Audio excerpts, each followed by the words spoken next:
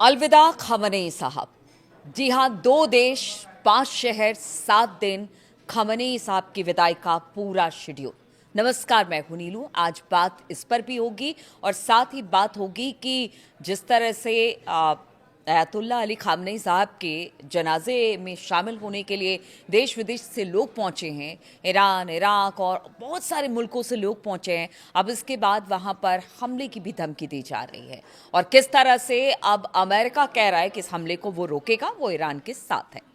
तो चलिए शुरुआत करते हैं। ईरान के पूर्व supreme leader Ayatollah Ali Khamenei की अंतिम विदाई की अब रस्में शुरू हो गई है। 28 फरवरी को अमेरिका और इजराइल के भीषण हवाई हमलों में अयातुल्ला अली खामनेई साहब का निधन हो गया था, जिसके बाद पश्चिम एशिया में भीषण युद्ध की शुरुआत हो गई थी। जंग के बीच खामनेई के पार्थिव शरीर को फॉरेंसिक मॉर्चरी के रेफ्रिजरेटर कोल्ड स्टोरेज में रखा गया, सुरक्षित रखा गया और अब सीजफायर की घोषणा के बाद खामनेई साहब को नम आंखों से विदाई दी जा रही है। 3 जुलाई शुक्रवार से खामनेई साहब के अंतिम संस्कार के कार्यक्रम शुरू हो गए हैं, जिसमें कई देशों के प्रतिनिधि शामिल हो रहे हैं। देखिए, कल का मंजर भी हमने देखा कि किस तरह से लोग फूट फूट कर रो रहे थे। उनके अपने चाहने वाले, उनके देश के लोग, बड़े नेता, सभी की आंखें नम थी और सभी उन्हें भावपूर्ण श्रद्धांजलि दे रहे थे। अभी कहाँ रखा गया है खामनेई साहब का पार्थिव शरीर, वो भी आपको बताते हैं। तो खामनेई का पार्थिव शरीर अभी ईरान की राजधानी तेहरान के ग्रैंड मुसल्ला मस्जिद में रखी गई है, जहां देश विदेश से पहुंचे प्रतिनिधि उन्हें श्रद्धांजलि दे रहे हैं। ईरान ने खामनेई की अंतिम विदाई और राजकीय अंतिम संस्कार के लिए खास तैयारियां की हैं।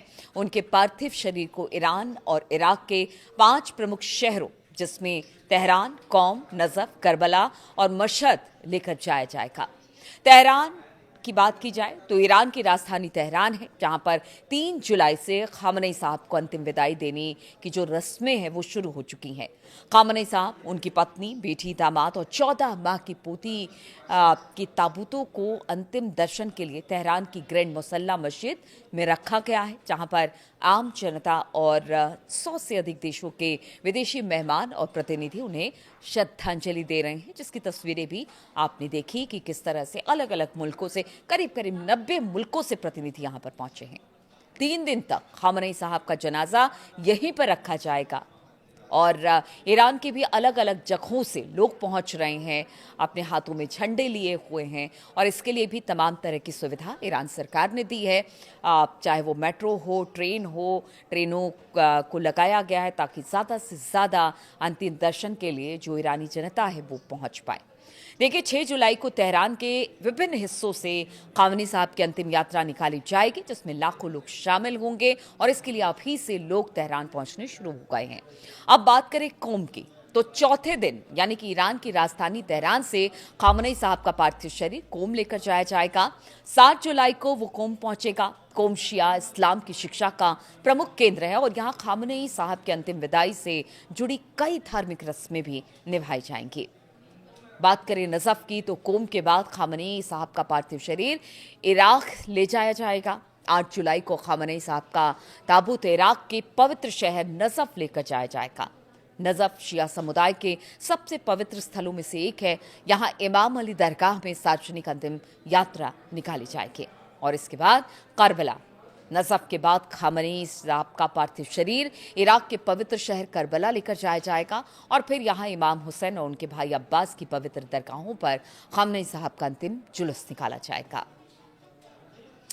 इसके बाद बारी आती है मशहद की, तो 9 जुलाई को सभी धार्मिक यात्राओं के बाद खामनेई साहब के पार्थिव शरीर को वापस ईरान के उत्तर पूर्वी शहर मशहद लेकर आया जाएगा।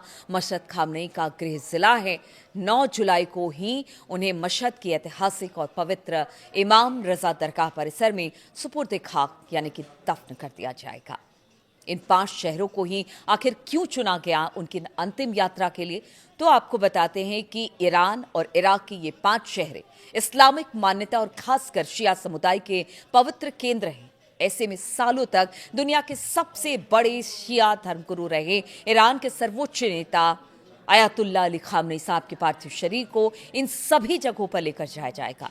अमेरिका इजराइल के साथ चले भीषण जंग के बाद हो रहे इस कार्यक्रम के जरिए ईरान दुनिया को अपनी ताकत भी दिखाना चाहता है, कि आप सोचिए कि इतनी सारी पाबंदियों के बावजूद भी अगर इतने मुल्कों के राजनयिक शिरकत कर रहे हैं इस अंतिम यात्रा में खामनेई साहब के, तो कहीं ना कहीं ईरान ये बताना चाहता है कि उनके साथ अभी भी दुनिया के कई मुल्क खड़े हैं। मीडिया रिपोर्ट के अनुसार खामनेई साहब का अंतिम संस्कार अपनी तरह का दुनिया के सबसे अलग और बड़ा आयोजन हो सकता है। खामनेई साहब की अंतिम विदाई में 1.5 से 2 करोड़ लोगों के शामिल होने का अनुमान भी लगाया जा रहा है। अंतिम संस्कार में शामिल होने तेहरान आ रहे आम लोगों के लिए मेट्रो और सरकारी बसें मुफ्त कर दी गई। बाहर से आए लोगों के लिए होटल के किराए को कम कर दिया गया है। स्पेशल ट्रेनें चला दी जा रही हैं। स्कूल मस्जिदों में भी लोगों के ठहरने की व्यवस्था की गई है। हालांकि मस्जिदों को काले कपड़ों से भी ढका गया है। ये शोक का एक प्रतीक है। अब ईरान सरकार इस अंत्येष्टि को राष्ट्रीय एकता और साझा शोक के प्रतीक के रूप में अब लोगों को दिखाना और बताना चाहती है और इसके प्रयास कर रही है। आधिकारिक आयोजन निकाय द्वारा साझा किए गए अंत्येष्टि के प्रतीक के रूप में आयतुल्ला अली खामनेई की बंद मुट्ठी के साथ हमें उठना होगा का नारा अंकित है। लेकिन तेहरान में तनाव और सन्नाटा इस वक्त छाया हुआ है, जो क्रांति के जनक सर्वोच्च नेता आयतुल्ला रुहुल्लाह खुमैनी के भावपूर्ण अंतिम संस्कार से बिल्कुल विपरीत है। तब लाखों लोग रोते बिलखते खुमैनी के अंतिम संस्कार के जुलूस में उमड़ पड़े थे। उनको रोकने के लिए गार्ड्स को लगाया गया था। लेकिन आज जिस तरह से आज से जो कल से शुरू हो गया है आयतुल्ला अली खामनेई साहब के अंतिम यात्रा का दौर, उसको लेकर इस वक्त पूरे ईरान में गम का माहौल है और ये करीब 4-5 दिन तक चलेगा। लेकिन इसी बीच एक बड़ी खबर सामने आ रही है। बताया जा रहा है कि हो सकता है कि इजराइल इस दौरान हमला कर दे। देखिए, बात मुसाद की हो रही है तो हमने पहले भी देखा था कि किस तरह से हमास के चीफ को भी मारा गया था जब वो एक कार्यक्रम में ईरान पहुंचे थे। अब ऐसे में चाहे वो 1-2 करोड़ लोग हों, बहुत सारे लोग हों, लेकिन क्या पता क्या हो जाए। इसीलिए ईरान ने भी अब धमकी दे दी है इजराइल को कि अगर आपने इस कार्यक्रम में खलल डालने की कोशिश की तो फिर इजराइल को बख्शा नहीं जाएगा। और इसीलिए अब अमेरिका भी एक तरह से कह लीजिए कि ईरान के साथ है, क्योंकि ईरान को लेकर उसने कहा है कि हो सकता है, और एक तरह से आगाह ईरान को अमेरिका ने किया है। आप सोचिए, जिनके हमले से खामनेई साहब की मौत हो गई, अब वो भी ईरान के साथ खड़ा है और ये बता रहा है कि हो सकता है कि इजराइल हमला कर दे। इसी बीच खबर ये भी आ रही है, देखिए बहुत सारी बातें, इस बीच खबर ये भी आ रही है कि डोनाल्ड ट्रंप ने नेतन्याहू को अमेरिका मिलने बुलाया है। अब बहुत ज़्यादा जानकारी इसको लेकर नहीं मिली है, कब है, क्या है, कैसे मुलाकात होगी, लेकिन मिलने के लिए बुलाया है। और देखिए, बातचीत इस वक्त चल रही है ईरान अमेरिका में, और उसी समय अगर ट्रंप बुलाते हैं नेतन्याहू को मिलने के लिए तो इसके क्या मतलब है, ये भी समझने वाली बात होगी। लेकिन इस वक्त पूरा ईरान गम में डूबा हुआ है और खामनेई साहब का बदला लेने के लिए, और लगातार अमेरिका के खिलाफ हमने सड़कों पर भी देखा कि किस तरह से इनकलाब मतलब मुर्दाबाद के नारे वहाँ पर लगे, अमेरिका को लेकर मुर्दाबाद के नारे ईरानी जनता की तरफ से लगाए गए। तो यानी कहीं ना कहीं गुस्सा है, मातम के साथ गुस्सा भी है कि अमेरिका और इजराइल के हमले में ही उनके बड़े नेता की मौत हो गई, तो बदला तो लिया जाएगा। लेकिन देखिए, चूंकि इस वक्त बातचीत चल रही है, लेकिन इसी बीच अगर नेतन्याहू और ट्रंप मिलते हैं तो ये भी बड़ी खबर है। और साथ ही साथ अगर ईरान पर किसी तरह का भी कोई भी हमला, छोटा हो बड़ा हो, किसी तरह का भी हमला होता है तो वो भी कहीं ना कहीं एक बड़े युद्ध की तरफ संकेत करेगा। तो गम का माहौल है और गम के माहौल में ही सारे लोग इस वक्त डूबे हुए हैं, लेकिन बातचीत अपनी जगह है, वो चलती रहेगी।